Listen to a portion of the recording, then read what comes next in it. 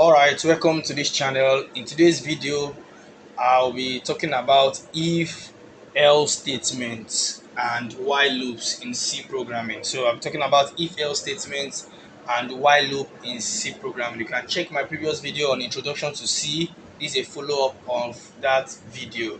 Alright, so conditional statements. What do we refer to as conditional statements? Conditional statement helps you to make a decision based on certain conditions. These conditions are specified by a set of conditional statements and they can be true or false. So the conditional statements can be true or false. Example, I will not go for shopping if it rains. This is a conditional statement. I will not go for shopping if it rains. So my going for shopping is dependent on it raining or not. So I will not go for shopping if it rains, and that implies that I will go for shopping if it does not rain. Another conditional statement, you can see there's a condition here, if. Another conditional statement is you are eligible to vote if you are 18 years old or more. So if you are 18 years old or more, you are eligible to vote. So these are some conditional statements. So um, this helps us to make a decision based on the conditions. Here we are going to make a decision based on this condition. All right, and that takes us to our first conditional statement, if statement. If statement. So if a condition is met, then I will do this or this should be done. And this is a syntax for if statement in C programming language. You write the keyword if. If is a reserved keyword for the C program. So you write if, then in the bracket you put the condition. If the condition is met or if the condition is true, then this block of code is executed if the condition is true. So if the condition is true, execute whatever is in this block of curly brackets. So this block of code, anything you put here, any block or any code you put in here should be executed if this condition is true. So this is how to declare an if statement in C programming.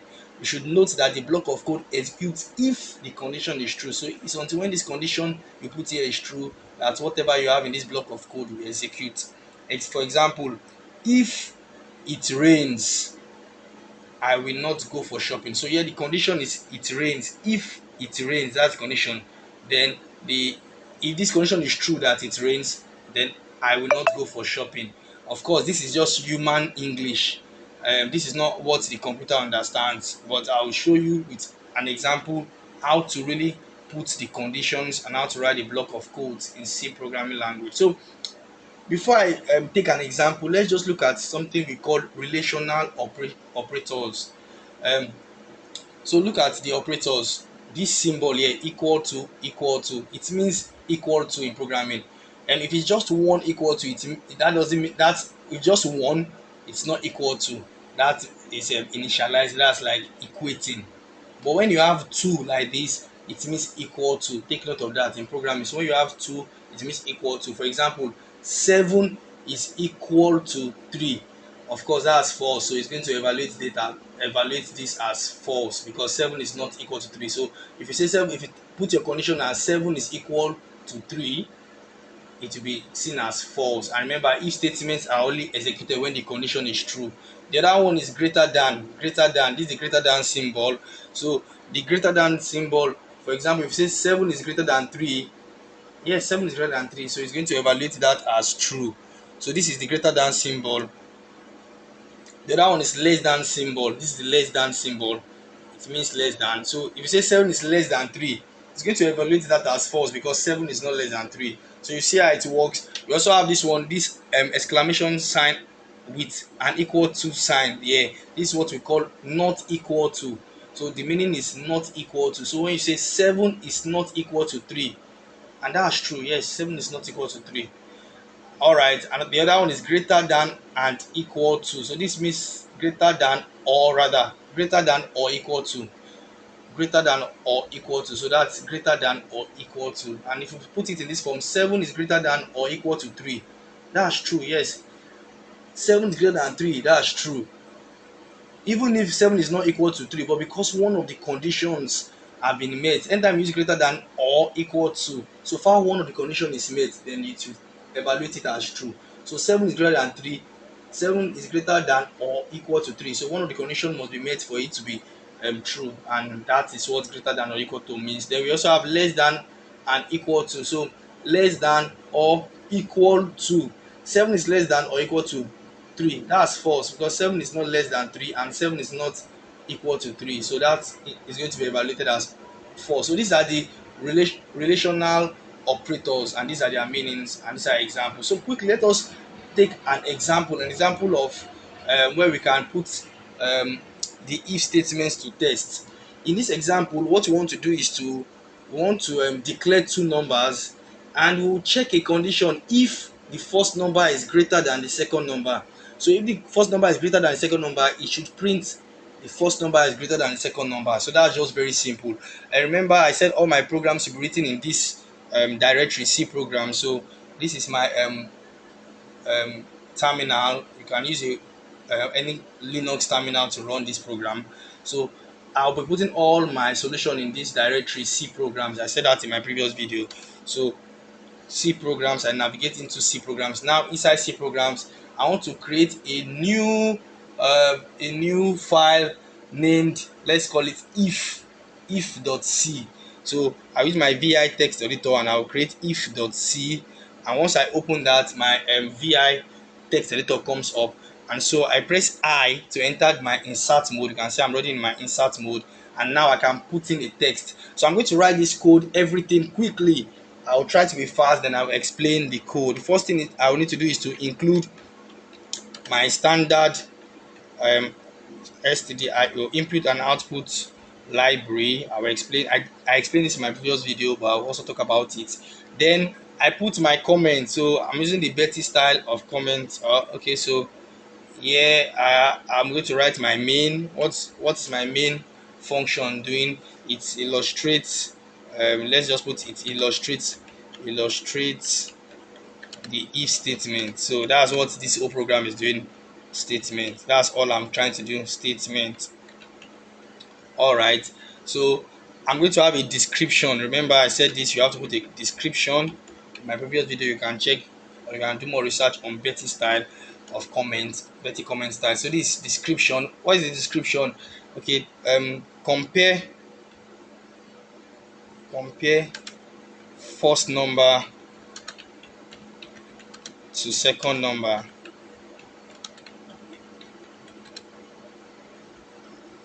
and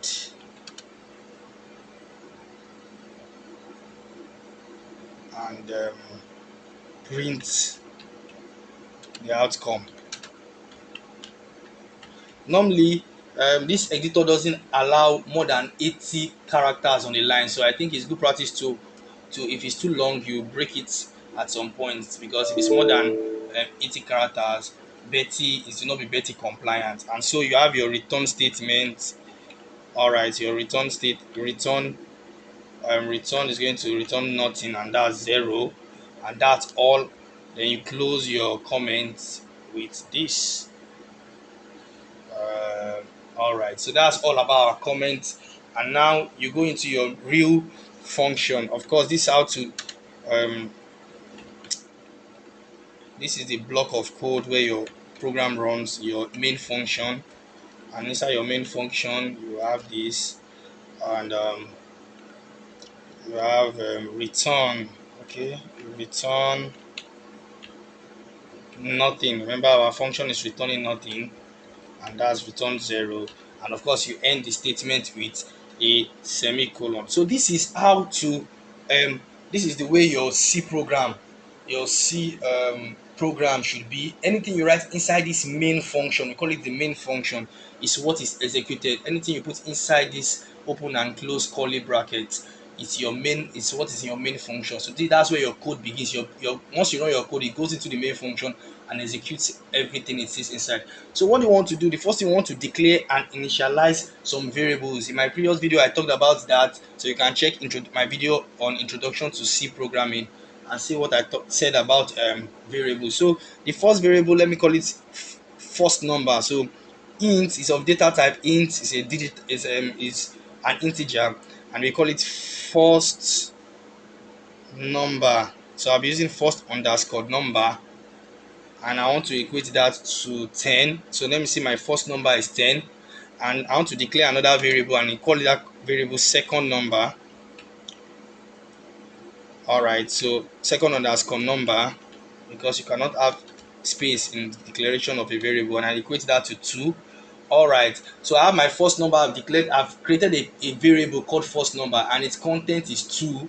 It's of data type integer. You can check my previous video to understand all this. Then I have another variable called second number. Its content is, sorry, this one is 10, then this one is 2, and it's of data type integer. So the next thing now is to write my if statement. My if statement is just to use the keyword if, and the next thing is I have to put my condition in open and close parentheses. And what is my condition? My condition is if first number, that's first underscore number, is greater than second underscore number. So if that condition is true, then do everything that is inside this block of code. And what is that? Print, just simply print using the function printf. I used this in my previous video. Print 10 is greater than 2. All right, so this is just straightforward. This is all about the code. If the first number, which is 10, is greater than second number, of course this condition is true. We know that this condition is true. Then it should print 10 is greater than 2, and that's all. So once it prints this, it comes out of this if statement and returns 0 and ends the code. So this printf function works because we have included this input output library. Take note of that. You have to include standard IO, that's standard input output library, for you to use printf function. So all I do now is to run my code. How do I do that? I press escape and I press column WQ in lowercase to exit and save from this VI editor. So now I'm back to my terminal. What do I have to do? I have to run the code. To run the code, I'm using the GCC compiler, and so I write the name of the file, that is GCC space file is if.c. Remember, that's the name of our file. Pressing enter, if I list the content, now I have if.c here, and I have the executable file. Remember, in my previous video I created this hello.c, so we are not using this. This is the file we are working with now, if.c. And I said when you run a program or run a C program, it creates an executable file, and that's a.out. That a.out is what we then run or we execute to get our outcome. So to execute that, you just press dot backslash, then you have a.out. So that's how you execute. And once you press enter, you can see it has executed that program. And because 10 is greater than first number is greater than second number, it printed 10 is greater than 2, which is the outcome we needed. So going back to the function, you can see it printed 10 is greater than 2 here. We go back to if.c, and you can see it obeyed this function. It obeyed this if statement, that if the first number is greater than second number, yes, that's true, that condition is true, and so it prints 10 is greater than 2 as an output. So that's all for that. So we continue. There's another kind of statement we have. It's if else statement. It's also a conditional statement, but now we take a condition. If the condition is true, it executes what is inside the if statement. Else, if the condition is false, it executes what's inside the else statement. So this is the syntax in C. This is how I write if else statement. If condition is true, that's if the condition is true, then block of code is to be executed, and that's if the condition is true. Else, block of code is to be executed if the condition is false. You have to note that the else block of code executes if the condition is false. So if the condition is true, it executes what is in the if statement, but if it is the condition is false, it comes down here, ignores what is here, and comes down and executes what is here. So I quickly take an example. Let's quickly tweak this example that we have here.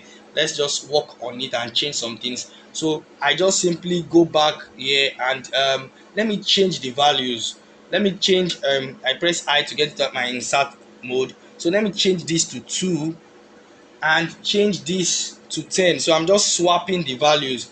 So first number is now 2, and second number is 2. So the condition is still the same. If first number is greater than second number, print this. Of course, you know first number is not greater than second number. So we want to put another statement, and that statement is else. So else, that means if the first statement is not true, let's check the second condition, the second statement, and that's this. So else print 10 is lesser than,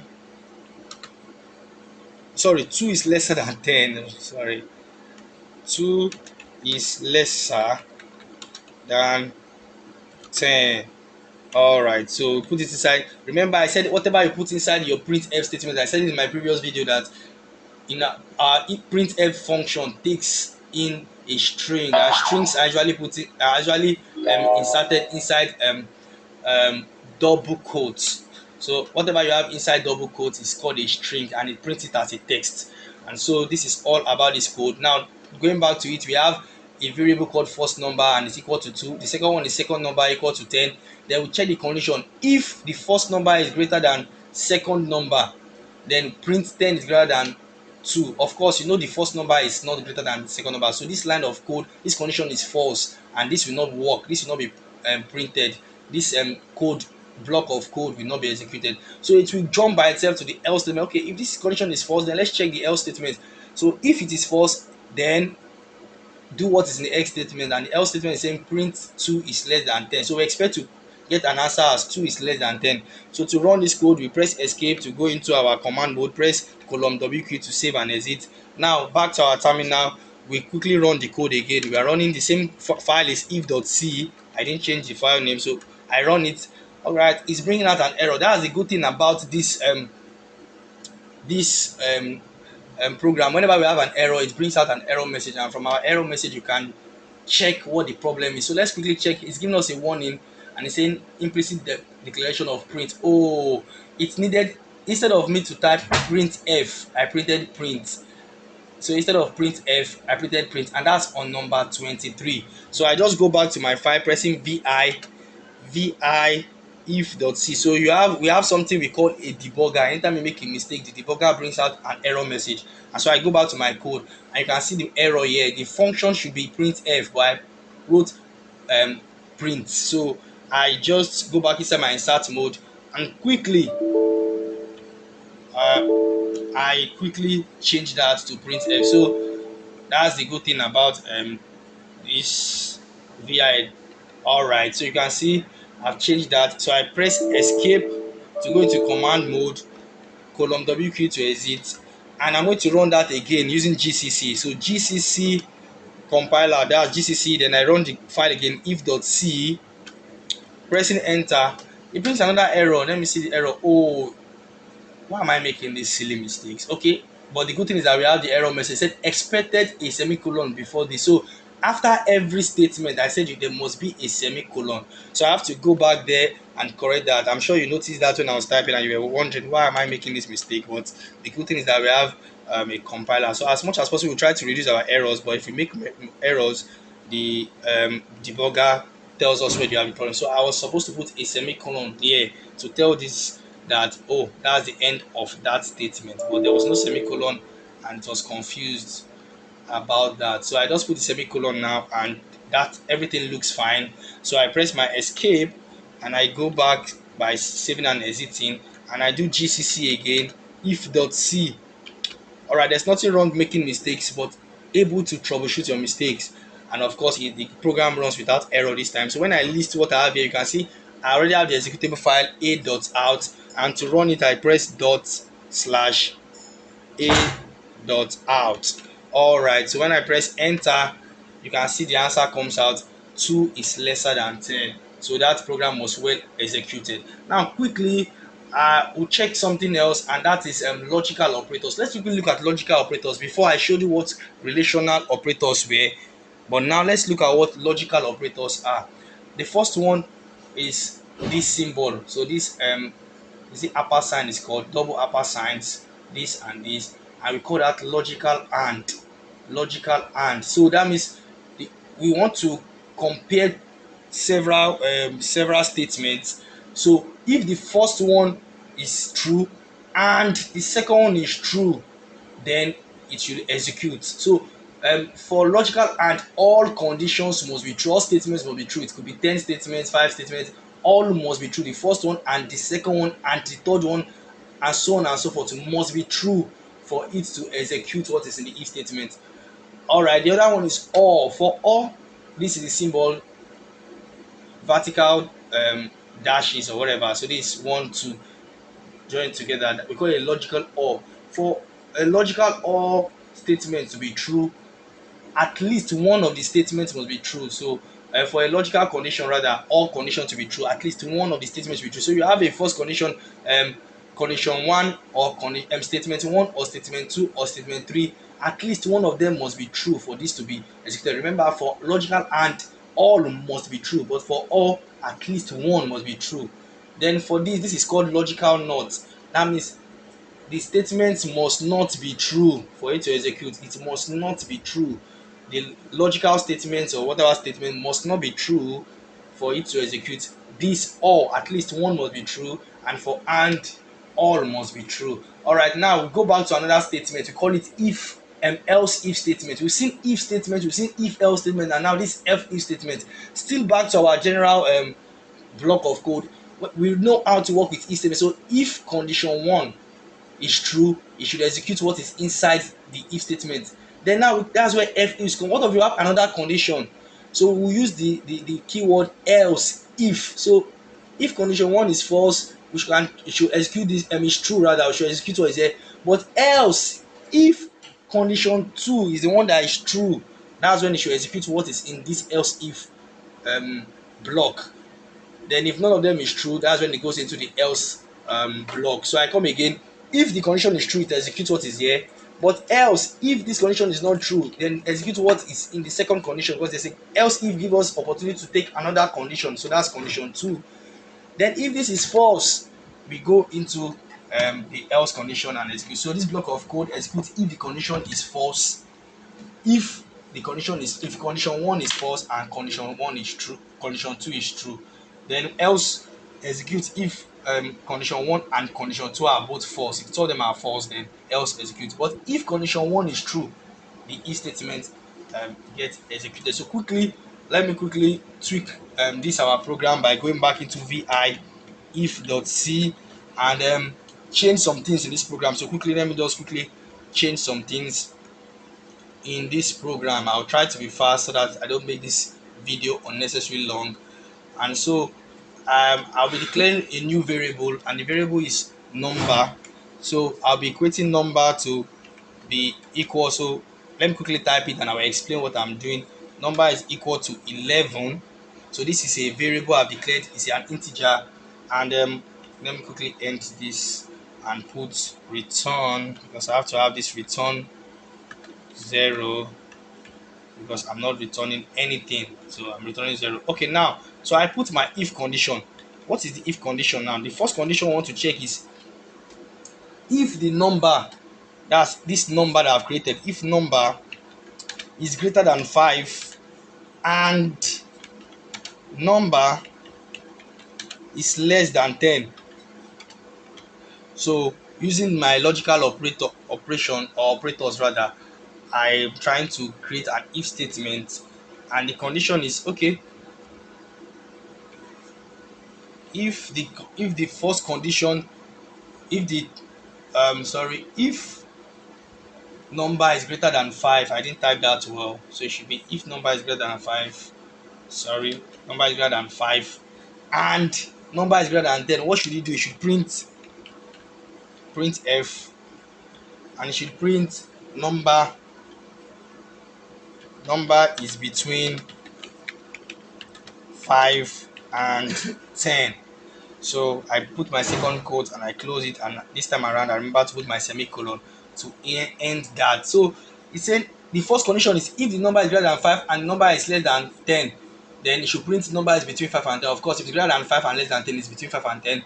So the else, that's where our else if statement comes in. We want to put another condition, and the condition now is if the number is greater than 5. So if number is greater than 5 and number is greater than 10, so number is greater than 5 and number is greater than 10, Then we run what is in this block of code. And so what do we have there? We have printf. I just hope I'm getting everything correctly. Printf, and the message I'm going to print should be number number is greater than 5 and 10. All right, so I close this and put my semicolon. So that's all about that. If the first condition is correct, it should print this, but if it's not correct, you check the second condition and print there. Then in case all are wrong, that's where the else statement comes. Else, if everything is wrong, then simply print f. And what is it printing? Print number is less sad than 10 than 5. I think that's better. All right, so I close this and I put my this. All right, then I close this block of else now. So I think I've written this statement. Let me quickly go through this block of code quickly. I have a variable called number, and the first condition is if number is greater than 5 and number is less than 10. So if this condition is true, it should print number is between 5 and 10. And of course, number is greater than 5 and number is not less than 10. So this condition is actually false because number is 11, so it's not less than 10. And means all the conditions must be true, all the statements must be true. So this if we never run.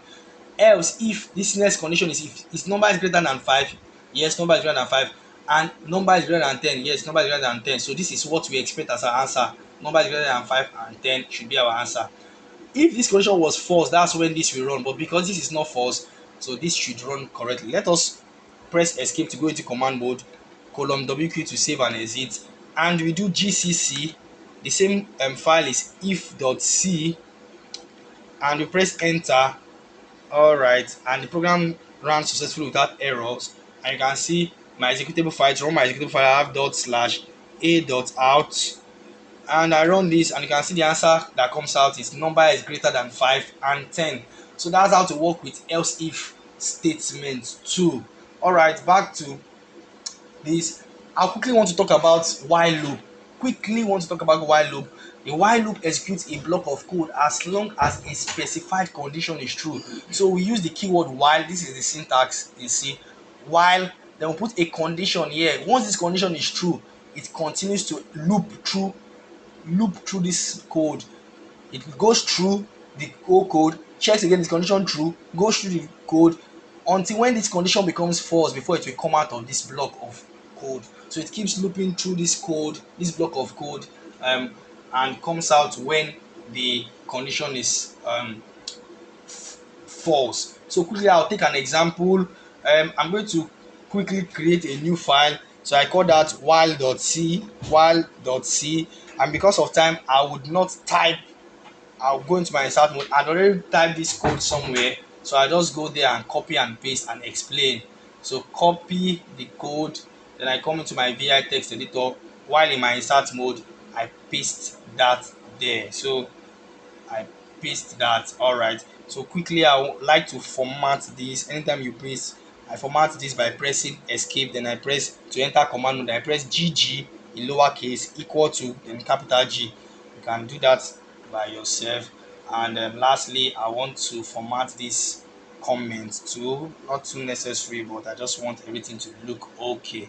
So okay, because of time I continue. So now let me quickly explain this block of code. This is my main function.